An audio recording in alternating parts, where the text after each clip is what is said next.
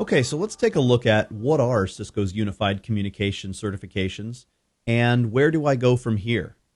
So if you're just starting out on your path to the CCNA or CCNP or possibly even the higher expert level exams, you need to have a clear path of where to go.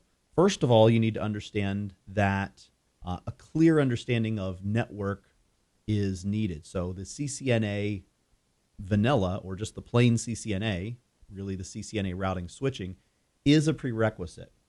So here's the path to becoming an expert in UC. And I realize we're not here for the expert exam, but again, it's good to know where to go. So there is an entry level to all Cisco certifications, and it's really, it's called CCENT, or Cisco Certified Entry Technician, or Enterprise Network Technician. And it's really just the first of two exams that make up the CCNA vanilla, just the plain CCNA. There is also a composite exam for that CCNA.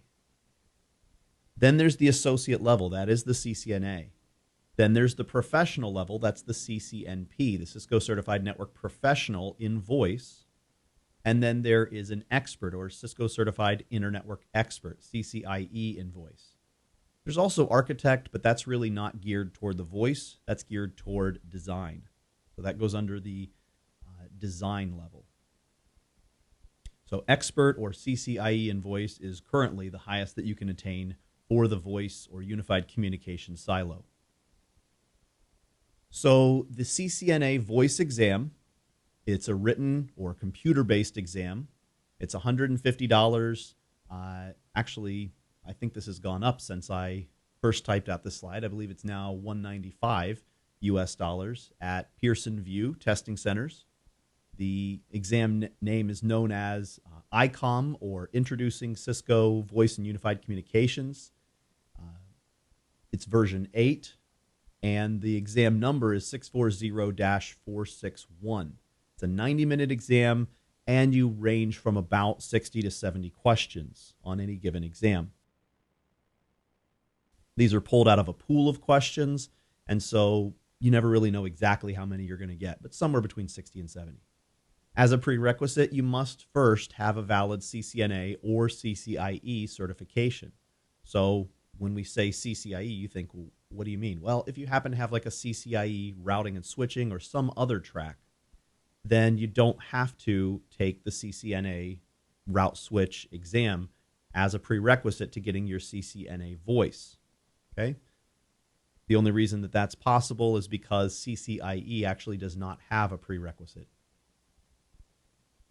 Okay, so the current CCNA route switch exam is 640-802. It again is 90 minutes, and it's about 45 to 55 questions.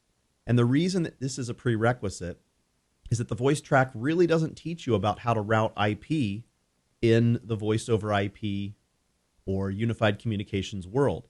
However, obviously, everything being over IP, everything being network-based, it's critically important that you understand how to do this. It really is. So that is a prerequisite to taking the CCNA voice exam. And I should actually back up. It's not a prerequisite to taking the CCNA voice exam. It is a prerequisite to them awarding you the certification if you pass. So you could take CCNA voice and then go back and take CCNA route switch. But you won't be awarded the NA voice until you actually pass that CCNA route switch. Okay, taking a look at the Cisco Certified Network Professional voice for those that are wanting to move on. These are 5 written or computer-based exams. Each are, I believe, the $195 US at the Pearson VUE. These consist of T-voice or troubleshooting, C-voice or implementing the voice communications and quality of service, CIPT1. CIPT is Cisco IP Telephony, Part 1 and also Part 2. So 2 courses if you were to go with the Cisco authorized courses, or as well as 2 exams. And then C-apps, or the Cisco applications for unified communication. So all of these begin with 642, and then they are dash 427, 437, 447, 457, and 467, in succession. They're all 90 minutes. They're all about 60 to 70 questions. and they're all on the version 8 of their blueprint. And again, a prerequisite for this is that you must have a valid CCNA voice. So once you've taken the CCNA route switch, the CCNA voice, so that's 2 exams, or possibly 3 if you chose to take 2 exams for CCNA route switch. Then there are 5 more to get the network professional. And I highly encourage people to go through the proper routes, CCNA voice and then CCNP voice, before going on to this expert, so the CCIE, or Cisco Certified Internetwork Expert for voice. There really are no prerequisites. There are 2 separate exams for this, so you have to pass both a written, which is a computer-based exam at Pearson VUE, 120 minutes, about 90 to 110 questions. You have to pass that, and then you have to pass the practical portion of the exam, which is the lab part, where you actually fly to one of the Cisco testing facilities and take an 8-hour or 8.5-hour, if you count lunch, hands-on lab exam. Okay, there really aren't any prerequisites. You don't have to do any of that stuff that I just talked about before, NA voice, and then NP voice. But I highly, highly encourage you to, because the information that you learn there is not often repeated at the CCIE voice level. At the CCIE or expert level, it's just about implementing that. So that's my spiel on that.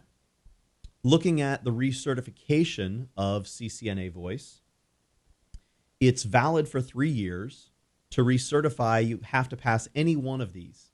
So any one of the CCNA concentration exams. Okay, so that means you could pass CCNA voice or even CCNA wireless or CCNA security, but you can't just pass the CCNA route switch. Also, if you pass the CCNA voice, again within 3 years, it also recertifies your CCNA route switch. And you'll find that the higher you go in Cisco certifications, whenever you take a higher level recertification, just a higher level exam or recertification exam, it will automatically recertify all of your lower level certifications. That didn't used to be the case many years ago, but probably going on 4 or 5 years ago now, Cisco made that change, and it's very nice. So again, any current NP or Cisco specialist exam, or any CCIE, or even the CCDE, the design expert, the written or the lab exam. Recertification of the NP, you just have to take any one of the NP exams, any one of the NP level exams across any track, or the CCIE or DI written or practical exam. And again, they recertify all the lower level exams. And just real briefly, recertification of CCIE voice. This is only valid for 2 years versus the lower ones being valid for 3. And to recertify this, you just have to pass any one of the written, or if you happen to take a different track or a different disciplines, IE or DE practical or lab exam, that also will recertify you. And so just a note about taking Cisco exams. Often a question will seem like there may be more than one correct answer. So other times it will seem like there is no good answer. Okay? What you need to do is look closely at the requirements and choose the best answer. Maybe Cisco states choose the 3 correct answers with tick boxes. Make sure that you choose actually 3, and typically the test simulator will stop you if you haven't chosen 3. Maybe it states just to choose the correct answer with radio buttons, meaning you can only choose one. So if there seems like there's more than one correct answer, but there are radio buttons, and so you can only choose one, then Cisco only has one valid answer for that exam. So try your best to choose the best answer.